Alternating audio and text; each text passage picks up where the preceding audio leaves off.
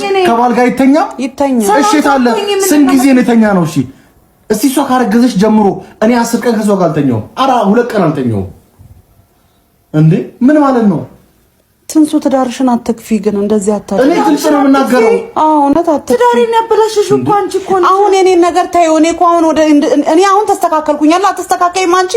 እኔ ማስተካከል በቃ ትዳርሽን አትክፊ ነው አሁን እያልኩሽ ያለው ከመተት ነው የምታስበው አንተ እኔ አሁን ስለምትኛ ታስብ እኔ ይድባለ ውስጥ አረ የትም ትሄጃለሽ አላልኩም በቃ አይደለም ማለት እኔ እምቢ ካልሽኝ ወደ ሌላ ሴት ሄዳለሁ ማለት አይደብርም እንዴ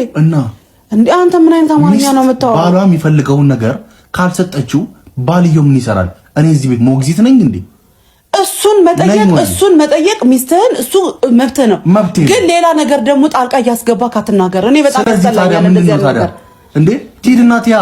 በአመት ከ6000 እና ከ7000 በላይ ትዳሮች የሚፈርሱ በምን ምክንያት ነው እኔ እኮ አሁን ይሄንን ነገር ማስተካከል እኔ ንግግር በጣም የከበደኝ ነው ካከል ባከን ምን አድርጌ ነው ምን ላስተካከል ሰላም ምናማት በእናትሽ ይሄ ከሰላም ጋር አይገናኝም እንዴ ሰላም ይሄ ምክንያት አቁሚ አይደለም ካንተ ካሜራ ይዘህ ዛሬ ምርጫ ነው የምትጠሽ የምሬን ነው የምልሽ ትዳርሽን የምትይቆን ትዳርሽን የምትይን ትዳር ማቆም ትችላለሽ ምን ማለት ነው እኔ የምሬን ነው በፍቃዷ በራሷ ፍቃድ እኔ ነገ ሌላ ሴት ይዤ እመጣለሁ ምን ማለት ነው አንቺ ዛሬ ከኔ ጋር አታድሪም አይደለ አይደለም ቆይ እኔ አሁን ታምሜ አይደል እንዴ ያለው እሺ አልኩት እኮ ነው 2 ወር ሙሉ ታማረ ገናርልሽ ደግሞ ምን እያልኩኝ አይደል አሁን የተፈጠረው ገናነሽ በቃ ትላንት ጠየቁሽ አየን ጀመር ደግሞ አሁን ካሜራ ይዛል እንደዚህ አይነት ነገር ስታወራ እንደው ወግ ማራጭ እኔ እንጃ እኔ አትፈራም እንዴ እናትህን አንተ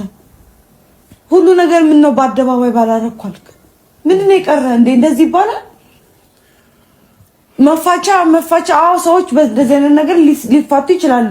ግን ገመናና አውጥታ እንትን በማለት ነው እኔ አሁን በግልጽ መጠየቄ ነው እንደ ባልነት መጥቼ መጠየቄ ነው አይደለ አላዛር እንደዚህ እግዚአብሔር ነው አይደለ እንደዛ ነው ሐሳብሽ እኔ አልችልም ከሳምንት በኋላ እንደዛ አብሬ እንድተኛ የምችለው ከሳምንት